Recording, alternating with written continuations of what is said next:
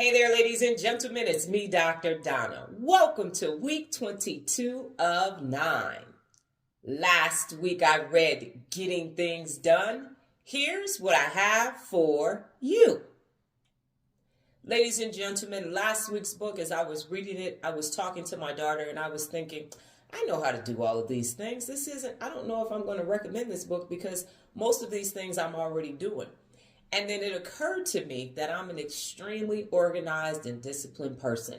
And so, yes, the book had some nuggets for me, but then I thought about everyone else and I said, what is simple for me is not simple for everybody else. And so, yes, I am recommending the book. Now, the book is based upon two principles: capturing everything that needs to get done, and then the second most important part, the discipline of actually getting it done. So he's developed this 5-step system in order for you to be able to manage workflow. And if you think about that, most of the time, if you have electronic files or if you still have paper files, everything is somewhere and it's just piled all up and you don't know where to begin. And that means you have to be able to capture it, place it in different specific files, and then have the discipline to get it all done. Now think about your office at home, or think about your office at your workplace if you actually still have a physical office. And are there piles and piles of things that need to be done? Do you have to-do lists in physical form and electronic form? Do you have personal things that need to be taken care of? And everything is just all over the place.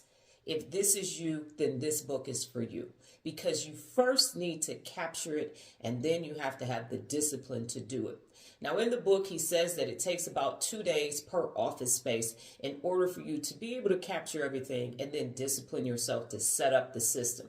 And after that, you'll be able to implement the system. And just like in my book, when I said eliminate the clutter and purge once a year, he is also recommending that. He also recommends to organize things like your garage, your car, and every portable workspace that you have so that you are always getting things done and that you're not double, triple, and quadruply handling those things, but they're getting done when they need to get done.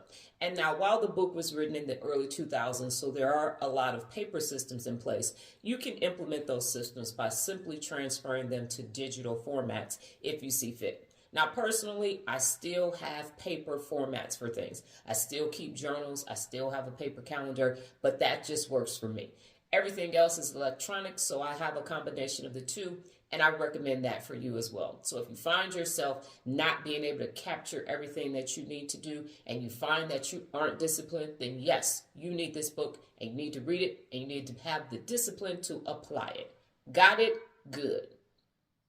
Last week's discipline, I gave up sugary snacks and things with a lot of added sugar in it. Now, I've done this before and I changed my diet and I thought I had captured everything. And then I realized since then, more things have added sugar in it. And just like with the caffeine, there was this die-off period, but I just thought, you know what, this isn't good for me. And I love sweets. I'm a Taurus and I love sweets, but I cannot continue to eat all of these things with added sugar in it. So it's been an interesting week. I've been reading more labels. I'm also looking into alternative ways to change my diet and look at the added sugar and think, I'm almost 50. I can't continue to have these things inside of my body.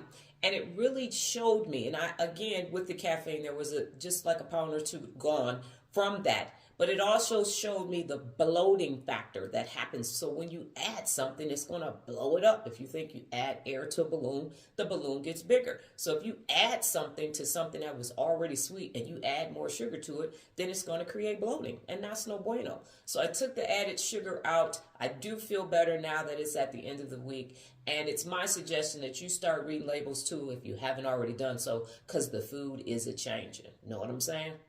This week's book, Mission Drift. Well, that's my time, ladies and gentlemen. But before I get out of here, just remember the power of 9. New beginnings expand your mind. Adios.